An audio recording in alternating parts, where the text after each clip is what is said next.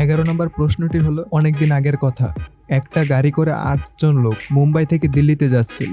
রাস্তায় কেউ নামেনি গাড়ি থেকে, কিন্তু গাড়িটি যখন দিল্লি পৌঁছালো তখন সেটার মধ্যে কোনো সিঙ্গেল লোকও ছিল না।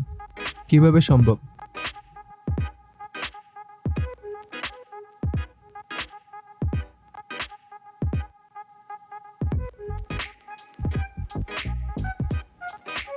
আসল কাহিনীটা হলো যারা যারা ছিল সবাই বিবাহিত ছিল, অর্থাৎ সবাই মিঙ্গেল, কেউ সিঙ্গেল ছিল না।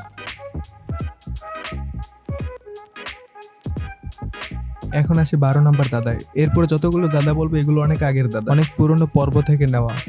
12 নম্বর দাদাটি হলো হাত খরচ না করে কিভাবে ডান হাত বাম পাশের পকেটে আর বাম হাত ডান পাশের পকেটে প্রবেশ করাবে। প্যান্টের পকেটের কথা বলতেছি কিন্তু।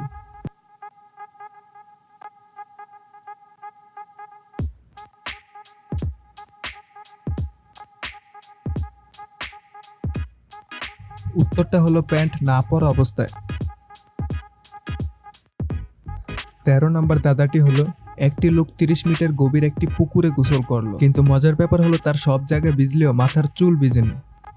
ডুব দিয়েছে, মাথায় কিছু না পড়া সত্ত্বেও কেন তার চুল ভিজলো না?